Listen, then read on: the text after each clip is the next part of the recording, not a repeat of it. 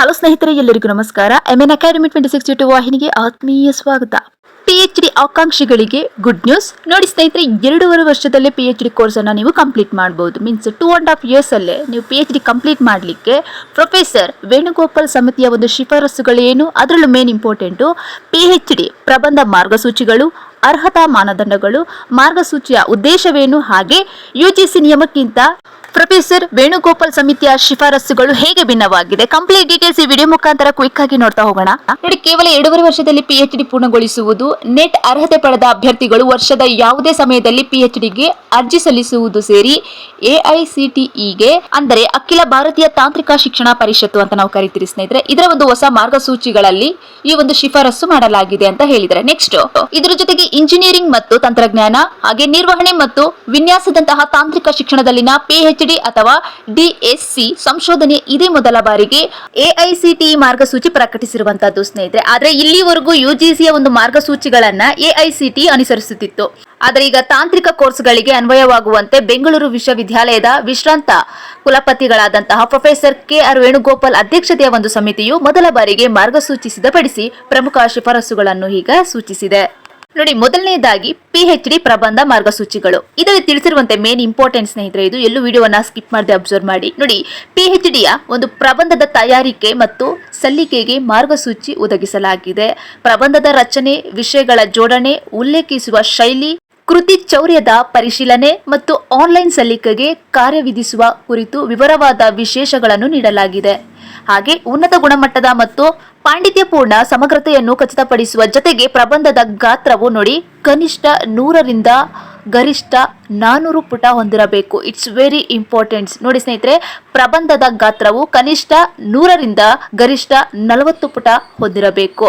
ಅತ್ಯಾಧುನಿಕ ತಂತ್ರಜ್ಞಾನಗಳನ್ನು ಮುಂದುವರಿಸುವಲ್ಲಿ ಅಂತಹ ಶಿಸ್ತೀಯ, ಬಹುಶಿಸ್ತೀಯ, ವಿಭಾಗೀಯ ಸಹಯೋಗಗಳನ್ನು NEP ರಾಷ್ಟ್ರೀಯ ಶಿಕ್ಷಣ ನೀತಿ ಮಾರ್ಗಸೂಚಿಗಳಿಗೆ ಅನುಸಾರವಾಗಲಿದೆ. ಆದ್ದರಿಂದ ಸಾಂಪ್ರದಾಯಿಕ ಶೈಕ್ಷಣಿಕ ಗಡಿಗಳನ್ನು ಮೀರಿದ ಅಂತರಶಿಸ್ತೀಯ ಸಂಶೋಧನೆಗಳನ್ನು ಬೆಳೆಸುವ ಜೋಡಣೆಗಳಿಗೆ ಆದ್ಯತೆ ನೀಡಲಾಗಿದೆ ಅಂತ 2 ವರ್ಷದ PhD ಕೋರ್ಸ್ಗೆ ಸಂಬಂಧಿಸಿದಂತೆ PhD ಪ್ರಬಂಧದ ಮಾರ್ಗಸೂಚಿಗಳಲ್ಲಿ ತಿಳಿಸಿದ್ದಾರೆ. ನೆಕ್ಸ್ಟ್, ಈ ಒಂದು ಕೋರ್ಸ್ಗೆ ಸಂಬಂಧಿಸಿದಂತೆ ಅರ್ಹತಾ ಮಾನದಂಡಗಳೇನು ಹಂತ ಹಂತವಾಗಿ ನೋಡ್ತಾ ಹೋಗೋಣ. ನೋಡಿ, ಇಲ್ಲಿ PhD ಪ್ರವೇಶಕ್ಕೆ ಸ್ಪಷ್ಟ ಚೌಕಟ್ಟನ್ನ ಸಮಿತಿ ಪ್ರಸ್ತಾಪಿಸಿದೆ. ಪ್ರಾಥಮಿಕವಾಗಿ ಇಂಜಿನಿಯರಿಂಗ್ ಮತ್ತು ತಂತ್ರಜ್ಞಾನದಲ್ಲಿ 4 ವರ್ಷ, ಆದರೆ ಟೋಟಲ್ ಸೆಮಿಸ್ಟರ್ 8 ಇರುತ್ತೆ. ಈ ಒಂದು 4 ವರ್ಷದ ಪದವಿ ನಂತರ 2 ವರ್ಷ ಸ್ನಾತಕೋತ್ತರ ಪದವಿಯಲ್ಲಿ 55% ನೀವು ಅಂಕಗಳನ್ನು ಪಡೆದಿರಬೇಕು. ಆದರೆ ST SC ಅಭ್ಯರ್ಥಿಗಳಿಗೆ ಮಾತ್ರ 5% ಸಡಿಲಿಕೆ ಇರುತ್ತೆ. ಅಂದ್ರೆ ಅವರಿಗೆ 50% ಇರುತ್ತೆ. ಮಿಕ್ಕಿಳಿದಂತಹ ಎಲ್ಲ ವರ್ಗದ ಅಭ್ಯರ್ಥಿಗಳಿಗೆ 55% ಅಂಕಗಳನ್ನ ಪರ್ಸೆಂಟೇಜ್ ಅನ್ನ ನೀವು ಪಡ್ಕೊಂಡಿರ್ಲೇಬೇಕು. ನೆಕ್ಸ್ಟ್, ಈ ಒಂದು ಕೋರ್ಸ್ ಅಲ್ಲಿ ಸಂಶೋಧನಾ ಸಾಮರ್ಥ್ಯ ಪರೀಕ್ಷೆ ಮೀನ್ಸ್ ರಿಸರ್ಚ್ ಕೆಪಾಸಿಟಿ ಟೆಸ್ಟ್ ಅಂತ ಕರಿತೀವಿ. ಹಾಗೆ ಇಂಟರ್ವ್ಯೂ ಸಹ ನಿಮ್ಗೆ ಇರುತ್ತೆ, ಅಂದರೆ ನಿಮ್ಗೆ ಸಂದರ್ಶನಗಳು ಒಳಗೊಂಡಿರುತ್ತೆ ಸ್ನೇಹಿತರೆ. ನೆಕ್ಸ್ಟ್, ಈ ಒಂದು ಅರ್ಹತೆಗಳಲ್ಲೇ ನೆಟ್ ಅಥವಾ ಕೆಸೆಟ್ ಹಾಗೆ ಗ್ಯಾಟ್ ಅಥವಾ ಇದಕ್ಕೆ ಸಮಾನವಾದ ರಾಷ್ಟ್ರೀಯ ಮಟ್ಟದ ಪರೀಕ್ಷೆಗಳನ್ನು ನೀವು ಅರ್ಹತೆಯನ್ನ ಪಡೆದಿರಬೇಕು. ಮೀನ್ಸ್ ಈ ಕೋರ್ಸ್ಗಳಲ್ಲಿ ಯಾವ್ದಾದ್ರು ಒಂದರಲ್ಲಾದ್ರೂ ಸಹ ನೀವು ಕ್ವಾಲಿಫೈಡ್ ಆಗಿದ್ದು ಈ ಒಂದು ಕೋರ್ಸ್ಗೆ ನೀವು ಎಲಿಜಿಬಲ್ ಆಗಿರ್ತೀರಾ. ಇದಿಷ್ಟು ಅರ್ಹತೆಗೆ ಸಂಬಂಧಿಸಿದಂತ ಮಾಹಿತಿ. ನೆಕ್ಸ್ಟ್, 2.5 years ಈ ಒಂದು PhD ಕೋರ್ಸ್ ಮಾಡ್ಲಿಕ್ಕೆ ಉದ್ದೇಶವೇನು, ಅದನ್ನ ಒಂದಷ್ಟು ಇಲ್ಲಿ ನೀಟಾಗಿ ನೋಡ್ತಾ ಹೋಗೋಣ. ನೋಡಿ, ಈ ಒಂದು ಮಾರ್ಗಸೂಚಿ ಉದ್ದೇಶದಂತೆ ತಾಂತ್ರಿಕ ಶಿಕ್ಷಣದಲ್ಲಿ PhD ಅಥವಾ DScಗೆ ಸಮಗ್ರ ಚೌಕಟ್ಟು ವಿನ್ಯಾಸಗೊಳಿಸುವುದು. ನೆಕ್ಸ್ಟ್, ಸಂಶೋಧನೆಯ ಗುಣಮಟ್ಟ, ಕಠಿಣತೆ ಮತ್ತು ಪ್ರಸ್ತುತತೆಯನ್ನು ಹೆಚ್ಚಿಸುವ ಪ್ರಾಮಾಣೀಕೃತ ಚೌಕಟ್ಟು ನಿರ್ಮಾಣ ಮಾಡುವುದು. ನೆಕ್ಸ್ಟ್, ಶೈಕ್ಷಣಿಕ ಮಾನದಂಡಗಳಲ್ಲಿ ಏಕರೂಪತೆ ಖಚಿತಪಡಿಸುವುದು. ಜ್ಞಾನ ಮತ್ತು ಉದ್ಯಮಕ್ಕೆ ನವೀನ ಹಾಗೂ ಪ್ರಭಾವಶಾಲಿ ಕೊಡುಗೆಗಳನ್ನು ಉತ್ಪಾದಿಸುವ ಸಾಮರ್ಥ್ಯವಿರುವ ದೃಢವಾದ ಸಂಶೋಧನೆ ಪರಿಸರ ವ್ಯವಸ್ಥೆ ಬೆಳೆಸುವುದೇ ಈ ಒಂದು ಮಾರ್ಗಸೂಚಿಯ ಉದ್ದೇಶವಾಗಿರುತ್ತೆ.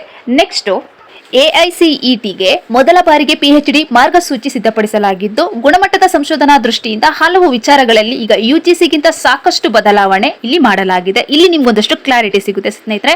ಎಲ್ಲೂ ವಿಡಿಯೋನ ಸ್ಕಿಪ್ ಮಾಡದೆ ಅಬ್ಸರ್ವ್ ಮಾಡಿ, ಇದು ತುಂಬಾ ಇಂಪಾರ್ಟೆಂಟ್ ಆಗಿರುತ್ತೆ ಸ್ನೇಹಿತರೆ. ನೋಡಿ, UGC ನಿಯಮಗಳ ಪ್ರಕಾರ ನಿವೃತ್ತಿ ನಂತರ ಸಂಶೋಧನಾ ವಿದ್ಯಾರ್ಥಿಗಳಿಗೆ ಮಾರ್ಗದರ್ಶನ ನೀಡಲು ಅರ್ಹತೆ ಇಲ್ಲ. ಆದರೆ AICTE ಪ್ರಕಾರ ನಿವೃತ್ತ ಪ್ರಾಧ್ಯಾಪಕರ ಜೀವಿತಾವಧಿಯಲ್ಲಿ ಸಂಶೋಧನಾ ವಿದ್ವಾಂಸರನ್ನು ಮೇಲ್ವಿಚಾರಣೆ ಮಾಡಬಹುದು.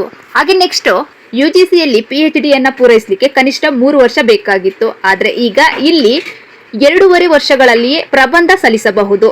ನೆಕ್ಸ್ಟ್, ಥರ್ಡ್ ಒನ್ ಅಲ್ಲಿ ಅಬ್ಸರ್ವ್ ಮಾಡಿ, ನೆಟ್ಟು ಅಥವಾ ರಾಷ್ಟ್ರೀಯ ಮಟ್ಟದ ಪ್ರವೇಶ ಪರೀಕ್ಷೆಯಲ್ಲಿ ಅರ್ಹತೆ ಪಡೆದ ಮೀನ್ಸ್ ಕ್ವಾಲಿಫೈಡ್ ಆಗಿರತಕ್ಕಂತಹ ಅಭ್ಯರ್ಥಿಗಳು ನೀವು ವರ್ಷ ಪೂರ್ತಿ PhD ಪ್ರವೇಶಕ್ಕೆ PhD ಅಡ್ಮಿಷನ್ಗೆ ನೋಂದಣಿಯನ್ನ ಮಾಡ್ಕೋಬಹುದು, ಮೀನ್ಸ್ ರಿಜಿಸ್ಟರ್ ಮಾಡ್ಕೋಬಹುದು. ನೆಕ್ಸ್ಟ್, PhD ಪ್ರಬಂಧ ಇದು ನೋಡಿ. ಪ್ರಬಂಧದ ಗುಣಮಟ್ಟವನ್ನ ಸುಧಾರಿಸಲು ಕೃತಕ ಬುದ್ಧಿಮತ್ತೆ ಅಂದ್ರೆ AI ಬಳಸುವುದು, ಕೃತಿ ಚೌರ್ಯ ಪರಿಶೀಲನೆಯನ್ನು ಪರಿಚಯಿಸಬಹುದು. ನೆಕ್ಸ್ಟ್, ಸಂಶೋಧನಾ ವಿದ್ವಾಂಸರು ಸ್ಥಿರತೆ ಮತ್ತು ಉತ್ತಮ ರಚನಾತ್ಮಕ ಪ್ರಬಂಧವನ್ನ ಖಚಿತಪಡಿಸಿಕೊಳ್ಳಲು ಅನುಕೂಲವಾಗುವಂತೆ ಮಾದರಿ ಪ್ರಬಂಧ ಸ್ವರೂಪವನ್ನು ಇಲ್ಲಿ ಸೂಚಿಸಲಾಗಿದೆ. ಹಾಗೆ ಸಂಶೋಧನೆಯ ವಿದ್ಯಾರ್ಥಿಗಳು ದೇಶದ ಯಾವುದೇ ವಿಶ್ವವಿದ್ಯಾಲಯಗಳಿಗೆ ವಲಸೆ ಹೋಗಬಹುದಾಗಿದೆ. ಒಟ್ಟಾರೆಯಾಗಿ ಸ್ನೇಹಿತರೆ, ಇದಷ್ಟು 2.5 years PhD ಕೋರ್ಸ್ಗೆ ಸಂಬಂಧಿಸಿದಂತೆ ಕಂಪ್ಲೀಟ್ ಡೀಟೇಲ್ಸ್ ಇದಾಗಿದ್ದು, ಇದೇ ತರದ ಲೇಟೆಸ್ಟ್ ಅಪ್ಡೇಟ್ಗಳಿಗಾಗಿ ನಮ್ಮ MN Academy 26 YouTube ವಾಹಿನಿಗೆ subscribe to bell icon all in ಆಪ್ಷನ್ಗೆ ಸೆಲೆಕ್ಟ್ ಮಾಡಿ. ಬಿಕಾಸ್ ಇದೇ ತರದ ಲೇಟೆಸ್ಟ್ ಅಪ್ಡೇಟ್ಗಳು ಮೊದಲು ನಿಮಗೆ ರೀಚ್ ಆಗುತ್ತೆ.